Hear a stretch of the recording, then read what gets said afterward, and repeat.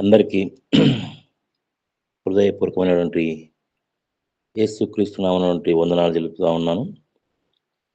మరి చదివిన వాక్య లేఖన భాగంలో కొరకై చిన్న ప్రార్థన చేసుకుందాం.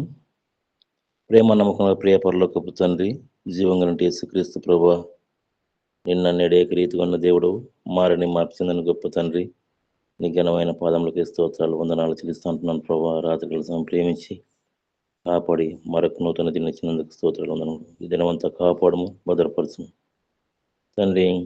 ఆయా రకాలుగా నీ బిడ్డలు కొడుకున్నారు తండ్రి. వినగలిగిన మనసు గ్రహించి మనసు అనుగ్రహించు ప్రభా. వాక్యాన్ని ప్రభా నీ పరుల కోరుతామని మాకు అనుగ్రహించు. ఆ పాత్రను అయోగ్యమైన ప్రభా మృతంత కడిగి పరిశుద్ధపరిచి నీ లేఖన భాగాలను మాకు విడిచి వడ్డించమని నీ సన్నిధిలో ప్రార్థన చేసుకుంటున్నాం. ప్రభు చూపించము, సహాయం చేయం అయినా అది నుండి అంతవరకు మీరే మహిమ ఘనత ప్రభావం పొందుకోమని యేసుక్రీస్తు పరిశుద్ధమైన నామంలో ప్రార్థన చేసి స్తుతించి అడిగి పడుకుంటున్నాను తండ్రి. ఆమెన్.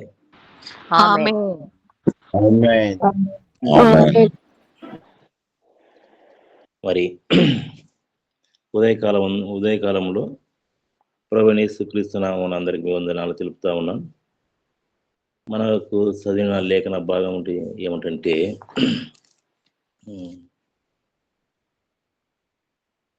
సమూయేలు రాసిన గ్రంథము 13వ అధ్యాయము 14వ వచనం. యెహోవా తన చిత్తానుసరమైన మనసు గలవారిని కనుగొని ఉన్నాడు. నీకు ఆజ్ఞాపించిన దాన్ని నీవు గైకొనకపోతే కనుక యెహోవా తన జనముల మీద అతనిని అధిపతిగా నియమించెను. ఈ మాట మరి సమూయేలు ఎవరితో అంటున్నాడంటే సౌలుతో అంటా ఉన్నాడు. ఈ మాట సమూయేలు దైవ సేవకుడు సౌలుతో అంటున్నాడు. ఏమిటంటే ఆజ్ఞాపించిన దాన్ని చేయలే. దేవుడు ఏదైతే సౌలుకు ఆజ్ఞాపించినాడో ఆ మాట చేయకపోయిన కారణాన్ని బట్టి మరి సౌలుతో సమూయేలు మాట్లాడుతూ ఉన్నాడు. నువ్వు దేవుడు ఆజ్ఞాపించినట్టు నువ్వు వినలేదు కనుక మరి జనుల మీద అతని అధిపతిగా నియమించున్నాడు. ప్రేమైనటువంటి సహోదరి సహోదరుడా, ఈ ఉదయకాలలో వాక్యం మనం వింటా ఉన్నాం. దేవుడు నీకు ఆజ్ఞాపించినది మనము నువ్వైనా నేనైనా చెయ్యకపోతే దేవుడు వేరే వారిని అక్కడనే లేపుతాడు. అది ప్రార్థనైనా, వాక్యమైనా, పరిచర్య అయినా, మరేదైనా కావచ్చు. దేవుని ఆజ్ఞ మితిమీరి మనం ఏదైనా చేయకపోతే లూసిఫర్ కూడా అనుకున్నాడు, పరలోకములో నేను పాటలు పాడితే ఈ పరలోకమంతా గగనమంతా ఉయ్యాల ఊగినట్టు ఊగుతుంది, నేను తప్ప ఇంకెవ్వరు లేరని చెప్పి హృదయంలో తాను గర్వించుకున్నాడు. గర్వించుకున్న కారణాన్ని బట్టి ఎక్కడికి వచ్చి పడ్డాడంటే కింద తోయబడ్డాడు. కనుక మనము ఎప్పటికీ గర్వించదగదు. అంతేకాదు మరొకటి ఏమిటంటే దేవుని మాట వినాలి. ఆజ్ఞ అతిక్రమమే పాపమని బైబిల్ గ్రంథంలో బహు స్పష్టంగా రాయబడింది. ఏదో పెద్ద పాపం చేయాల్సిన అక్కర్లేదు, కానీ ఆజ్ఞ అతిక్రమమే పాపము. రండి, మొదటి సమూయేలు రాసిన గ్రంథము 3వ అధ్యాయము 3వ వచనం 4వ వచనాలు మీరు బైబిల్ ఉన్నవారు తెలుసుకొని ఖచ్చితంగా చూడాలని ప్రేమతో మనవి చేస్తూ ఉన్నాను. బాలుడైన సమూయేలు ఏలీ ఎదుట ఆయన పరిచర్య చేస్తూ ఉంటున్నాడు. అలా పరిచర్య చేసే దినాలలో ఎలాగుందంటే యెహోవాకు ప్రత్యక్షమవుదానికి అరుదుగా అప్పుడు ఆ కాలంలో ఉంటా ఉంది. కనుక ఏలి దగ్గర ఈ సమయలు సేవ చేసేటప్పుడు 4వ వచనంలో సమయలను పిలిచినాడు. ఎప్పుడు పిలిచినాడు? 3వ వచనంలో దీపం ఆరిపోక మునుపు సమయలను దేవుని మందసమున్న యెహోవా మందిరంలో పండుకొని ఉండగా యెహోవా సమయలను పిలిచెను. సమయలను పిలవగానే చిత్తమండి అన్నాడు.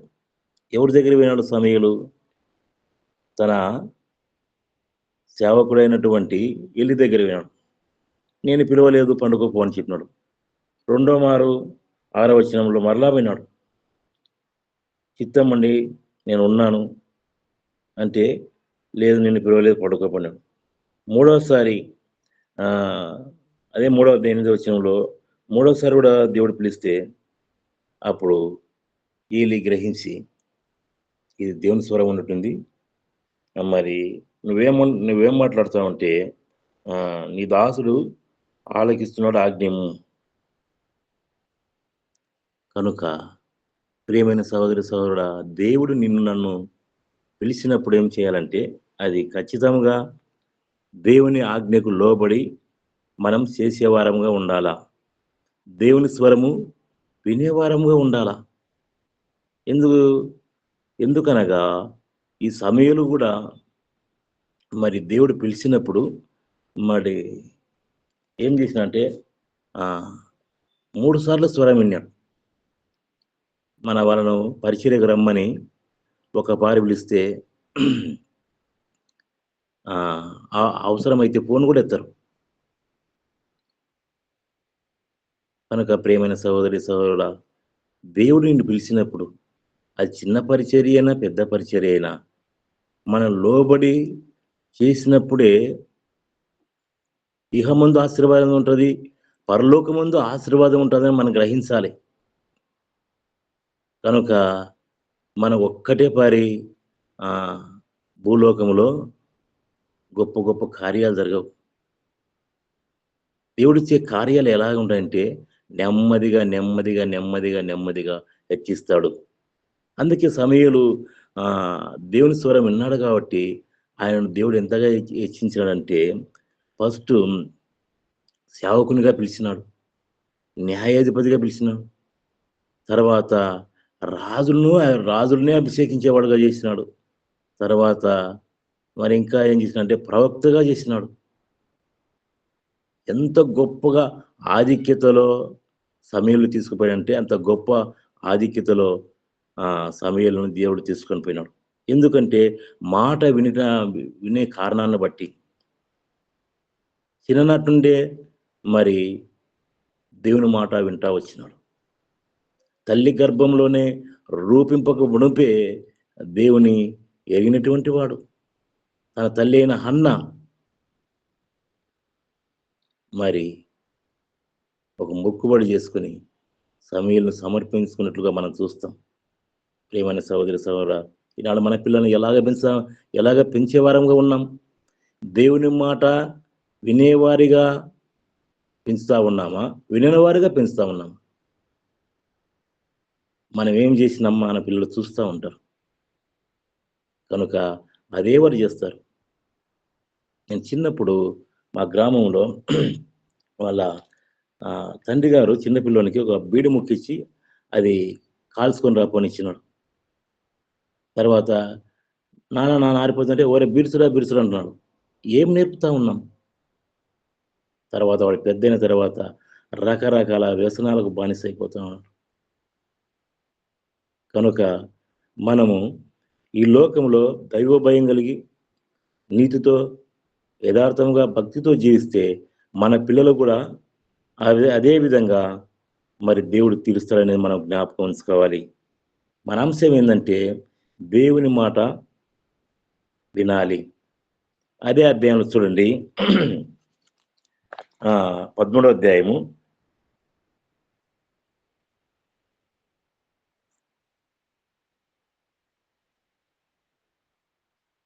13వ అధ్యాయం నేను చదువుతాను వినండి. 8వ వచనంలో సమూయేలు చెప్పినట్టు అతడు 7 దినములు ఆగి సమూయేలు గిల్గాలునకు రాకపోవటయు జనులు తన యుద్ధ నుండి చెదిరిపోయేట చూచి దహన బలులను సమాధాన బలులను నా యొద్దకు తీసుకొని రమ్మని చెప్పి దహన బలి అర్పించెను.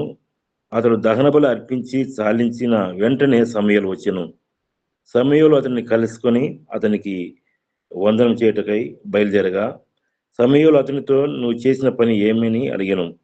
అందుకు సౌలు జనులు నా ఎదురు నుండి చెదిరిపోవటయు నిర్ణయకాలం నువ్వు రాకపోవటయు ఫిలిస్తీన్లు మీకాసులో కూడి ఉండుటయు నేను చూచి ఇంకను యెహోవాను శాంతిపరచక మునిపే ఫిలిస్తీన్లు గిల్గాలును వచ్చి నా మీద పడుదురు అనుకొని నా అంతట నేను సాహసించి దహన బలి అర్పించుతున్నాను. ఈ పని చేయాల్సింది ఎవరు? యాజకుడు. దహన బలి అర్పించాల్సినది యాజకులు, సేవకులు వీరు అర్పించాల.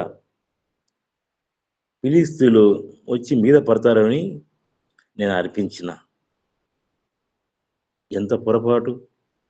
ఈనాడు మరి ఒక టీముకు ఒక అధ్యక్షుల వారు మరి ఉంటారు, వారు నడిపిస్తూ ఉంటారు. మనం గూగుల్ మీట్లో దరిదాపుగా 24 మంది 25 మంది ఉన్నాం. మన మీట్లో పెట్టుకోకుండా అందరము తెరిచి మాట్లాడితే ఎలాగుంటుంది? అది ఎవరికి అప్పచెప్పినారో వారే చేస్తేనే అది క్రమం. అయితే ఈ సౌలు కూడా తనది కాని పని చేసినాడు. చేసిన కారణాన్ని బట్టి ఇక్కడ ఏమొచ్చిందంటే అందుకు సమూయేలు ఇట్లా నేను నీ దేవుడిని యెహోవా నీకిచ్చిన ఆజ్ఞను గైకొనక నీవు అవివేక పని చేస్తేవి. ఇచ్చిన ఆజ్ఞను నెరవేర్చక ఆయన ఏం చేసినాడంటే వేరేది చేస్తున్నాడు. అందుకే కొన్నిసార్లు మనం ఏం చేస్తామంటే మనకిచ్చిన పని మనం చేయం, వేరే పని చేస్తూ ఉంటాం. అది నష్టమే కానీ మరి మేలైనది కాదు. కనుక ఈ సౌలు కూడా దేవుడు ఆజ్ఞాపించినది చేయక ఏం చేసినాడంటే మరి తనది కాని పని చేసి వెంటనే దేవుని కోపం తెప్పించాం. కనుక సమూయేలుతో మాట్లాడుతున్న సమూయేలు యెహోవా తన చిత్తానుసారమైన మనసును కనుగొన్నాడు. నీకు ఆజ్ఞాపించి నువ్వు చేయలేదు, నువ్వు మాట గైకొనలే, కనుక తన జనుల మీద అతనిని అధిపతిగా నియమించినాడు. నువ్వు అక్కర్లే. ప్రియమైన సహోదరుడా, నేటి కాలంలో మనం కూడా జ్ఞాపకం చేసుకోవాలని ఉదయకాలం దేవుడు నీతో నాతో మాట్లాడుతూ ఉన్నాడు. కనుక త్వరగా చూసుకుందాం. మీరు బైబిల్ తెలిసినట్లయితే మీరు రెఫరెన్స్ రాసుకోండి, ఇలాంటి బైబిల్ తెరిచి చదువుకోండి జ్ఞాపకం అయితే. కనుక ద్వితీయోపదేశకాండము 11వ అధ్యాయం 1వ వచనంలో ధర్మశాస్త్రమయం జీవితకాలం చదవాల. దీని యొక్క వాక్యం ఎలాగంటే జీవితకాలం చదవాల. ఎలాగ చదవాలంటే మనం బ్రతికినంత కాలం చదువుతూనే ఉండాలి. ఎందుకంటే మనం తప్పిపోకుండా దేవుని యొక్క ఆజ్ఞలు తప్పిపోకున్నట్లు చదవాలి. కనుక అంతేకాదు దహన బలులు అంటే ఇప్పుడు మనం ప్రతి చోట మనం అర్పించకూడదు. మరి ఏదంటే మనం ఒక టీముగా కూడుకుంటున్నాం, ఒక సంఘంలో ఉన్నాం. అది ఎక్కడ అర్పించాలంటే మనం పోయే సంఘంలోనే మనం అర్పించాలా. అది కానుకైనా అది ఏ రూపమైనా కూడా మనం అర్పించాలి. అందుకే ద్వితీయోపదేశకాండము 12వ అధ్యాయం 13వ వచనంలో అంటాడు, నువ్వు చూచిన ప్రతి స్థలంలో దహన బలి అర్పింపకూడదు సుమి. అంటే జాగ్రత్త, ప్రతి చోట మనము అర్పించకూడదు, మనం పోయే సంఘంలోనే మనం అర్పించాలి. కనుక దేవుడు చెప్పే మాట ఇది. కనుక ప్రకటన రాసిన గ్రంథము 1వ అధ్యాయం 3వ వచనంలో రాయబడింది, మనం మాట వినాలి, మాట గైకొనాలి. అందుకే ఏం రాయబడిందంటే గైకొన్నవారు ధన్యులు, బోధించేవారు ధన్యులు కాదు, వినేవారు ధన్యులు కాదు, దేవుని మాట గైకొన్నవారు ధన్యులు. గైకొన్నవారంటే దాన్ని ఆచరించాలి. ఆచరించేవారు ధన్యులని దేవుని యొక్క వాక్యంలో సెలవిస్తా ఉంది. ప్రియమైన సహోదరి సహోదరుడా, దేవుని మాట వినే వారంగా ఉన్నామా, వినని వారంగా ఉన్నామని నీకు నీవే నాకు నేనే పరీక్షించుకోవాలి. కనుక మత్తయి రాసిన సువార్త 7వ అధ్యాయము మత్తయి రాసిన సువార్త 7వ అధ్యాయం 24వ వచనంలో, ఈ నా మాటలు విని వాటి చొప్పున చేయవాడు బండ మీద ఇల్లు కట్టిన వాని వలె ఉంటాడు. దేవుని మాటలు వింటే మనము బండ మీద పునాది వేసుకున్న వారంలాగా ఉంటాం. దేవుని మాట వినని వారుగా ఉంటే ఇసుక మీద పునాది వేసి కట్టేవారుగా ఉంటాం. ఇసుక మీద పునాది వేసి కడితే ఎలాగుంటదో అందరికీ తెలుసు. నీ జీవితం, నా జీవితం బండ మీద కట్టుకునే వారంగా ఉన్నామా? ఇసుక మీద కట్టుకున్న వారంగా ఉన్నామా? అనేది గుర్తుపెట్టుకోవాలి. కనుక సమూయేలు రాసిన గ్రంథం 15వ అధ్యాయం 19వ వచనంలో ఈ ఈ విధంగా రాయబడింది. నీవు దేవుని మాట వినకపోవుట, దేవుని మాట వినకపోవుట కారణాన్ని బట్టి ఎన్నో శ్రమలు, ఎన్నో ఇరుకులు, ఎన్నో ఇబ్బందులు. అది వర్ణనాతీతం. చెప్పటానికి వర్ణనాతీతంగా ఉంది. కనుక యెషయా రాసిన గ్రంథంలో 66వ అధ్యాయం 2వ వచనంలో ఏమని రాయబడిందంటే, ఎవడు నా మాట విని వణుకుచుండునో వానిని నేను దృష్టించున్నాను. దేవుని మాట విని వణుకుతూ ఉండాలి. ఒక పెద్ద అధికారి ఉన్నాడు. కింద అధికారిని పిలిచి అయ్యా అయ్యా అయ్యా అయ్యా అయ్యా అయ్యా అని వెళ్తాడు. ఎందుకు? అధికారిని గౌరవిస్తాడు. కనుక మన పైవారు మనను పిలిచినప్పుడు వారికి గౌరవప్రదమైనటువంటి మర్యాద ఇయ్యాలి. కనుక అప్పుడే మనము హెచ్చించబడతాం. వారి దగ్గర మంచి పేరు తెచ్చుకునే వారంగా ఉంటాం. కనుక ప్రియమైన సహోదరి సహోదరుడా, దేవుని మాట విని వణుకుతూ ఉంటే, ఆయన ఆజ్ఞలను విని వణుకుతూ ఉంటే ఆయన మన మీద దృష్టి ఉంచుతాడని బైబిల్ గ్రంథంలో రాయబడింది. కనుక అదే సమూయేలు రాసిన గ్రంథం 15:23 కూడా ఒక మాట రాయింది. నీవు దేవుని వాక్యం మీద తిరుగుబాటు చేసితివి. దేవుని మాట అయినా ఒకటే, వాక్యం అనే ఒకటే. మనము తిరుగుబాటు చేసేవారు ఉంటాం. అనేక సార్లు ఎంతోమంది దైవ సేవకులు, దైవజనులు వాక్యం చెప్తా ఉన్నారు. వింటా ఉన్నాం. ఒక చెవిని విని ఒకని చెవిని విడిచిపెడతా ఉన్నాం. కారణం నిర్లక్ష్యం, అవిధేయత, పొరపాటు. ఒక సౌలు జీవితంలోనే కాదు, నా జీవితంలో కూడా ఉందని మనం గ్రహించుకోవాలి.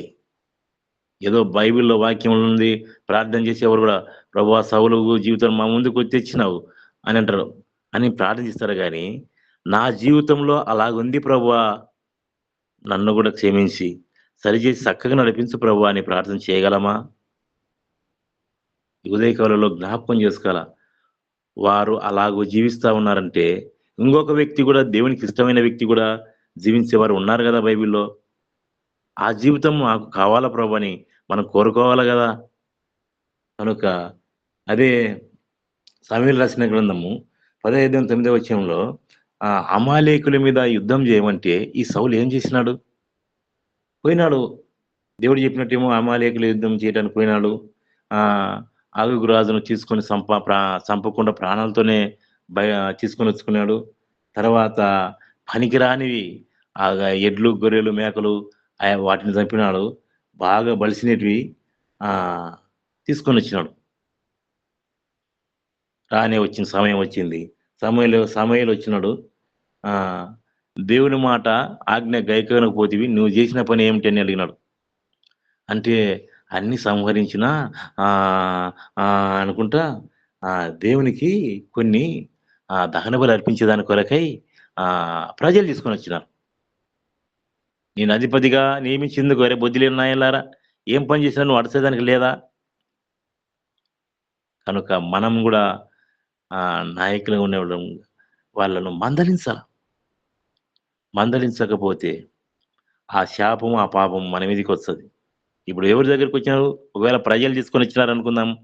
బలిసినటువంటి ఆ గొర్రెలను, ఎడ్లను ఇప్పుడు ఎవరి దగ్గరికొచ్చింది దేవుని యొక్క వాక్కు?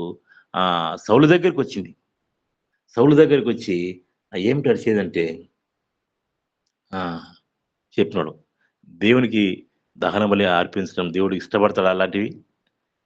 దోపుడు సొమ్ముతో ఈనాడు దేవునికి సమర్పించేవారు అన్యాయంగా, అక్రమంగా చేసి దేవుని మందిరంలో సమర్పిస్తా ఉంటారు. ప్రియమైన సహోదరి, సహోదరుడా, అలాంటివి దేవుడు ఇష్టపడడు. సౌలు మాదిరి నువ్వు కూడా పొరపాటు చేస్తున్నావేమో దేవునికి సమర్పించే విషయంలో. జ్ఞాపకం పెట్టుకో. కష్టపడి పని చేసి, అది 2 కాసులే గాని నువ్వేసే కానుక దేవుడు చూడాలి.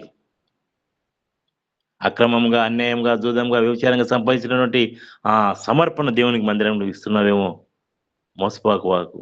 దేవుడు వెక్కిరింపబడడు. కనుక ఈ సౌలు కూడా చేసి తప్పిదం తెచ్చుకున్నాడు. వారి జీవితంలో ఉన్నది మన జీవితంలో గూడా మరి అలాగైతే గిన నష్టపోతాం. కనుక అందుకే కొలిసి రాసిన పత్రికలో రాయబడింది. ఆహ్, విగ్రహారాధన ధనాపేక్ష ఆహ్, పాపమును సంపివేయాలి. ప్రియమైన సహోదరా, ధనాపేక్ష సమస్తమైన కీడుకు మూలమని రాయబడింది. ఉదయకాల వేళలో ధనాపేక్షను సంపేయాలి. నువ్వు కంటికి ఆశించినది, చూసినది ఏది గూడా నువ్వు దాని కోరిక తీర్చుకోకూడదు. కోరిక తీర్చుకుంటే అందులోనే పాపం ఉంది. కనుక కంటికి చూసి తెచ్చుకొని దావీదు గూడా ఆశించి ఆశించి తీసుకొనొచ్చుకున్నాడు. తద్వారా యుద్ధాలు. కనుక సౌలు అనేక సార్లు దేవుడు సమయం ఇస్తే సరిచేసుకోలేకపోయినాడు. కనుక నీ జీవితంలో, నా జీవితంలో మరి సరిచేసుకునేది ఆహ్, చూడాలి. ఒకసారి అనేక సార్లు దావీదును చంపేదానికొచ్చినాడు సౌలు. చంపేదానికొస్తే దావీదుకు గూడా ఆ గుహలో దొరికినాడు. ఎవరు? సౌలు. ఆ! దొరికితే ఆ సైనికులంతా "చంపేయి, చంపేయి, చంపేయి" అంటున్నాడు. సౌలేమంటున్నాడంటే ఆహ్, నిర్దోషిను నిర్దోషి ప్రాణము స చంపుటకు నాకిష్టం లేదు. ఎందుకంటే దేవుని చేత అభిషేకం పొందినాడు సౌలు. అభిషేకం పొందిన వారిని నేనేమి చెయ్యను. దేవుడు చూసుకుంటాడు. ఎంత గొప్ప మనసండి. నీ శత్రువు నీకు దొరికితే నువ్వొక్క పారి వేసేయవా? ఇదిరా ఛాన్స్ అని. కనుక దావీదు ఎలాగున్నాడంటే అభిషేకం పొందిన వాడిని నేను చంపను. ప్రియమైన సహోదరి, సహోదరుడా, ఆనాడు సౌలు, దావీదు రాజుల చేత అభిషేకం పొందినారు. ఈనాడు నీవు బాప్తిసమైన అభిషేకం పొందినావు. ఎన్ని మాటలు పొరపాటు చేసినావు? ఎన్ని మాటలు పాపం చేసినావు? ఎన్ని మాటలు అబద్ధమాడినావు? భర్త తెలవకుండా భార్య, భార్య తెలవకుండా భర్త చిన్న చిన్న అబద్ధాలాడి ఈనాడు ఎంతమంది లేరు?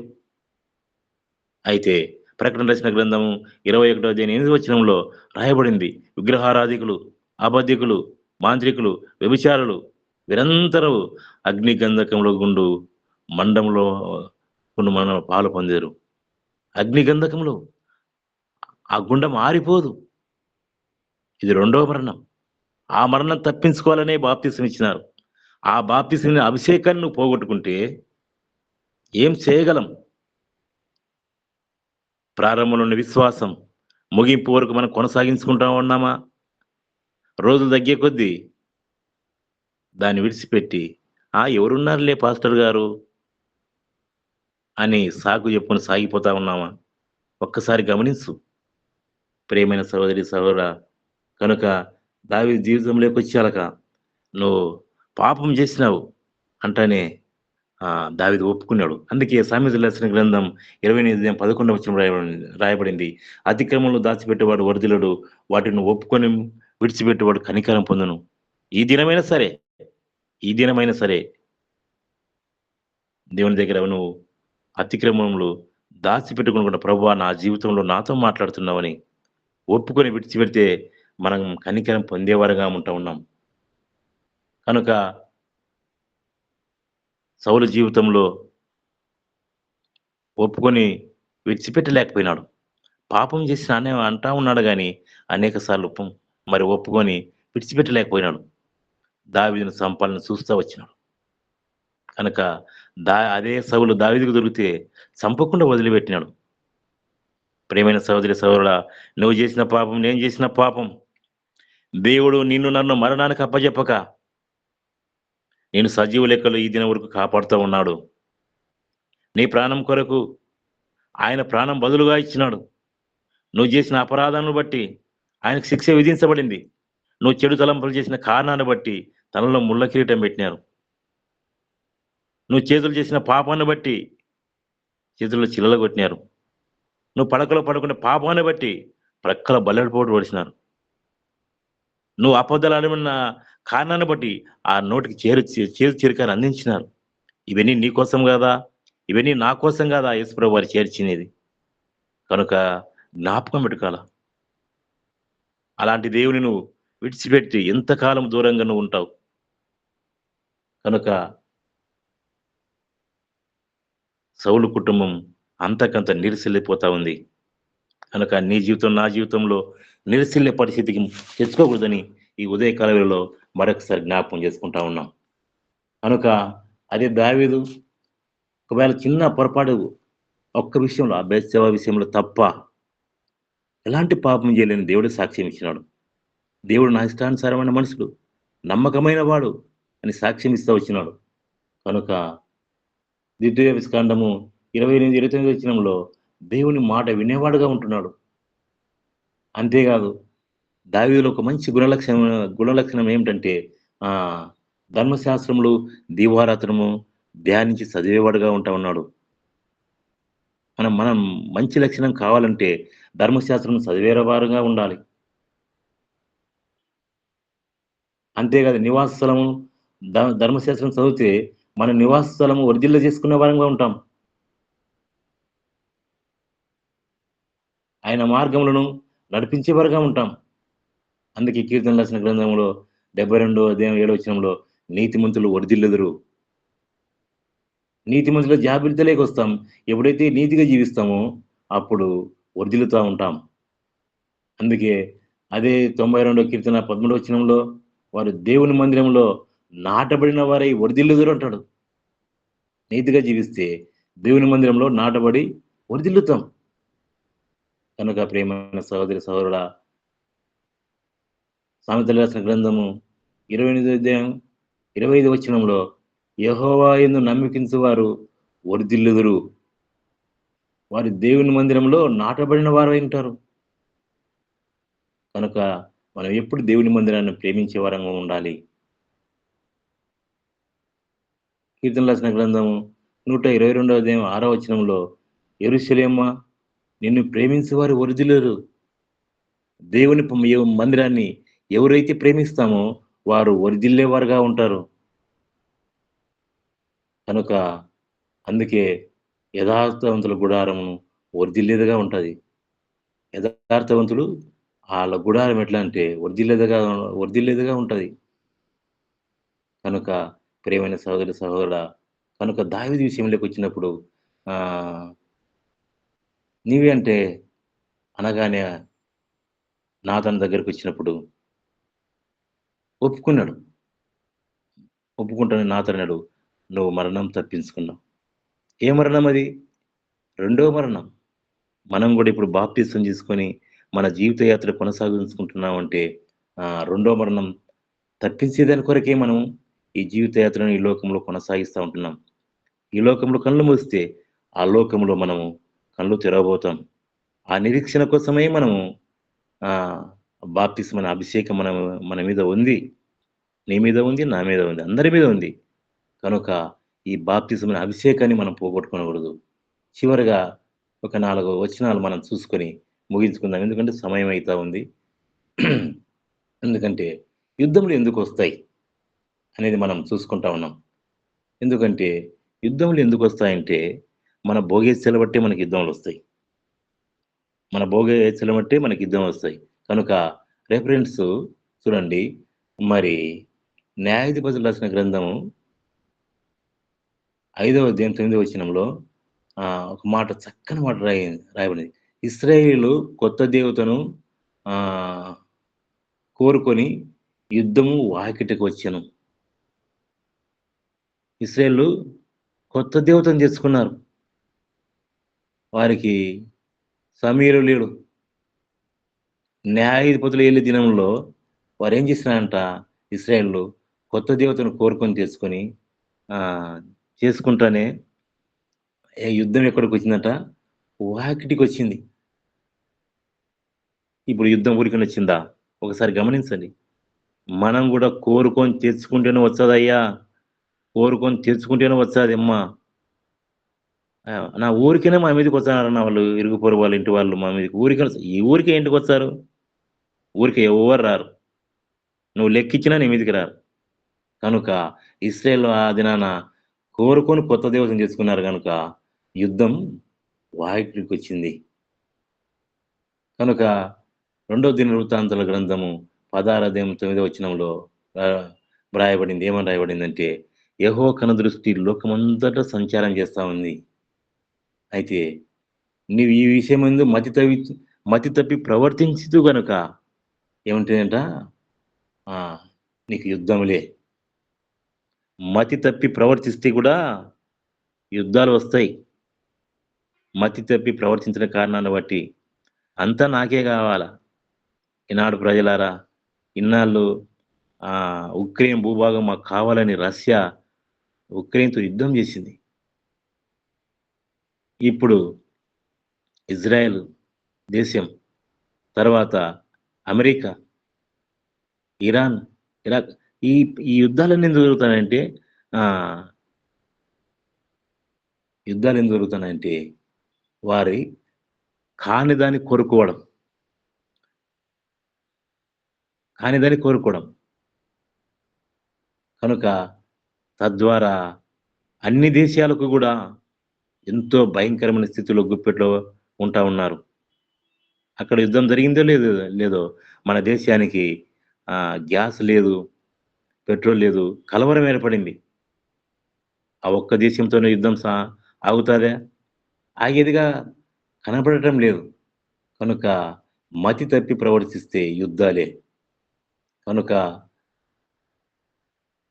ఈ అగ్రదేశమైన అమెరికా ఏం ఆలోచన చేస్తున్నారో ఏం తెలియదు గానీ, మరి అందరికీ వచ్చింది. కనుక హోసేయ రాసిన గ్రంథము 11 అధ్యాయం 6వ వచనంలో రాయబడింది. వారు చేస్తున్న ఆలోచన బట్టి యుద్ధములు వారి పట్టణంలోకి సమీపించింది. చూసారా? వారు చేస్తున్న ఆలోచన బట్టేంట యుద్ధం వారి పట్టణంలో సమీపించినాయి. ప్రియమైన సహోదరి, సహోదరుడా, అంతేగాదు మరి 2 సమూయేలు రాసిన గ్రంథము 12 అధ్యాయం 10వ వచనంలో రాయబడింది.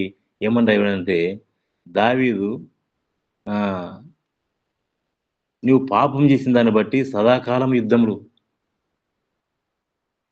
ఎవరు సుల్లేదులే నువ్వు అనుకుంటావేమో, ఎవరు సులే నేను అనుకుంటానేమో, కన్నుతో చూసి దావీదుకేం పోయింది, వసంత కాలంలో ప్రజలందరూ యుద్ధానికి పోతే అక్కడెక్కడ తిరుగుతూ ఆ స్త్రీ కంటబడింది. ఆశించినాడు, తెచ్చుకున్నాడు. తర్వాత నువ్వు రాజువైనా, ఎంత పెద్ద గొప్ప అధికారివైనా చూసి ఆశించి ఇంటికి తెచ్చుకుంటేనే వచ్చింది యుద్ధం. అక్కడుంటే రాలే.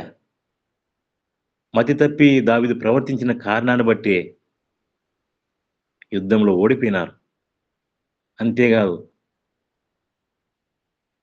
మరి ఉరియా భార్యను తెచ్చుకునేది కాక ఉరియాను చంపడం దేవుడు చూసినాడు.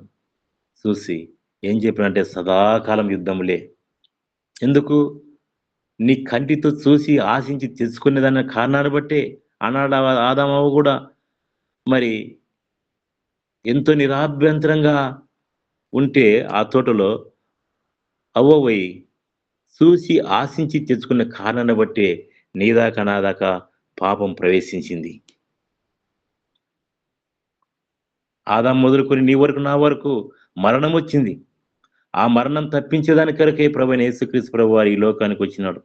చిన్న పసిబాలుర వచ్చి ఆయన 33.5 సంవత్సరం ఈ లోకంలో జీవించి నీ కొరకు నా కొరకు ప్రాణం పెట్టినాడు. ప్రియమైన సహోదరి, సహోదరుడా, ఈ ఉదయకాలంలో వాక్యం వింటా ఉన్నాం. ఎన్ని మాటలు దేవునికి మరలా సిలువ వేస్తావు నువ్వు తప్పిపోయి. నీ జీవితంలో ఇంక మార్పు లేదా? నువ్వు మారవా? దేవుల్లో ఉన్నట్టే ఉన్నాం, మరలా తప్పిపోతా ఉన్నాం. కారణం ఏమిటి? మన భోగేచ్ఛల బట్టి కాదా?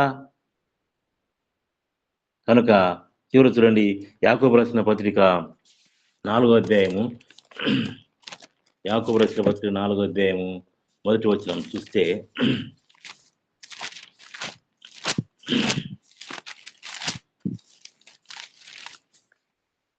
4వ అధ్యాయం మొదటి వచనం, మీలో యుద్ధములు పోరాటములు దేని నుండి కలుగుతున్నవి? మీ అవయవములో పోరాడు మీ భోగేచ్ఛ నుండియే కదా. చూశారా, యుద్ధములు ఎందుకు వస్తూ ఉన్నాయి? మన భోగేచ్ఛ నుండే మనకు యుద్ధాలు వస్తూ ఉన్నాయని బైబిల్ గ్రంథంలో బహు శ్రేష్టంగా రాయబడింది. కనుక ఈ ఉదయకాల వేళలో మనం జ్ఞాపకం ఉంచుకుందాం. ఎందుకంటే మీరు ఆశిస్తున్నారు కానీ అవి మీకు దొరకలే. అర్హత చేదురు, మత్సరపదురు కానీ సంపాదించుకోలేరు, పోట్లాడదు కానీ యుద్ధములు చేదు కానీ దేవుని అడగనందున మీకేం దొరకలేదు. ఒకవేళ మనం ఏదైనా అడిగితే మీ భోగం నిమిత్తము వినియోగించుడే దురుద్దేశంతో అడుగుదురు, కనుక మీకేమి దొరకటలేదు. ప్రియమైన సహోదర సహోదర, ఈ ఉదయకాలంలో మన భోగేచ్ఛల బట్టి మనం అడుగుతామంట, అందుబట్టి మనకు యుద్ధాలు వస్తూ ఉన్నాయి. కనుక దావీదు కుటుంబం నీరుసెల్లింది, క్షమించండి, సౌలు కుటుంబం నీరుసెల్లింది, దావీదు కుటుంబము అంతకంత ప్రబలుతా వచ్చింది. ఎందుకంటే రాజులు ఉంటూ వచ్చినారు. కనుక ఈ ఉదయకాలంలో మనం దావీదులాగా ఉన్నామా, సౌలులాగా ఉన్నామా జ్ఞాపకం పెట్టుకొని మరి దేవుని యొక్క వాక్యం మన హృదయంలో ఉంచుకొని ఆ విధంగా సాగిపోదామని దేవుని పేరట మనవి చేస్తూ ఉన్నాను. దేవుడి వాక్యం దీవించును గాక. క్షమించండి, 5 నిమిషాలు ఎక్కువైంది. దేవునికి స్తోత్రం. చక్కటి వాక్య సందేశాన్ని అందించిన భాస్కర్ పరిశుద్ధుడా, మహోన్నతుడా, ప్రేమ కలిగిన తండ్రి యేసయ్య, మీకు వందనాలు, మీకు స్తోత్రాలు. ఇదిగో ప్రభా, యొక్క ఉదయకాల సమయంలో తండ్రి నిజము కలిగిన మాటలు నాయన చక్కగా నాయన మీరు వినిపించి ఉన్నారు ప్రభా. సమయాలు గురించి అనేక విషయాలు తండ్రి మీరు తెలియజేసి ఉన్నారు, మీకు వందనాలు, మీకు స్తోత్రాలు. అవును ప్రభా, మీ మాటకు లోబడినప్పుడు, మీ మాటకి స్పందించినప్పుడు, మీ మాటకు విధేయత చూపించినప్పుడు మా సొంత నిర్ణయాలు, మా సొంత ఆలోచనలు కాకుండా మీ చిత్తము, మీ ఉపదేశానుసారంగా తండ్రి మేము బ్రతికినప్పుడు, మేము ముందుకు సాగినప్పుడు మా జీవితాలు అద్భుతంగా మలచబెడతాయి. తండ్రి మీకు వందనాలయ్యా, మీకు స్తోత్రాలు అయ్యా. మీ వాక్యము మా ప్రతి ఒక్కరి హృదయాన్ని తాకినందుకే మీకు వందనాలు, మీకు స్తోత్రాలు చెల్లిస్తుంటున్నాను. ఇదిగో ప్రభా, తెలుసో తెలియకోనైనా ఇంకనూ మీ మాటకి అవిధేయులుగా మేమున్నామేమో, మమ్మల్ని క్షమించండి, మన్నించండి ప్రభా. అయ్యా, మిమ్మల్ని కేంద్రంగా చేసుకొని మా కుటుంబాలలో మిమ్మల్ని ఒక అధిపతిగా ఉంచుకొని ముందుకు సాగిపోయే కృపను నాకు, మాకు, మా అందరికీ దయచేయమని ప్రార్థన చేస్తుంటున్నాను తండ్రి. మీ మాటకి అయ్యా లోబడి తండ్రి ముందుకు సాగిపోయే కృప మా అందరికి దయచేయమని ప్రార్థన చేస్తూ ఉంటున్నాను తండ్రి. నాయన, మేము వాక్యము వినడమే కాదు కానీ తండ్రి, నాయన వాక్యాన్ని అయ్యా అన్వయించుకొని తండ్రి మా జీవితాలలో ప్రభా అన్వయించుకొని ఫలించే ఫలభరితమైన జీవితాలు జీవించే కృప మాకు, మాకు, మా అందరికి దయచేయమని ప్రార్థన చేస్తున్నాను. ఈ సమయంలో ఎత్తబడిన వాక్యము ప్రభా విన్న మీ ప్రియుల ప్రతి ఒక్కరిలో తండ్రి ఫలించలాగా సహాయం చేయండి. అలాగే నాయన, మీ దాసులను జ్ఞాపకం చేసుకోండి. భాస్కరయ్య గారిని ప్రభా, వారిని, వారి కుటుంబాన్ని, అయ్యా వారు చేస్తున్న సేవా ప్రయాణాల్లో తండ్రి వారికి ఇచ్చిన బిడ్డలు, కుటుంబము ఇంకనూ సమృద్ధిగా దీవించి ఆశీర్వదించమని మిగతా సమయాన్ని మీ చేతులకు అప్పగిస్తూ యేసయ్య అతి శ్రేష్టమైన నామంలో ఈ ప్రార్థన సమర్పిస్తున్నాను తండ్రి. ఆమేన్. ఆమేన్. ఆమేన్. ఆమేన్. ఆమేన్. ఆమేన్.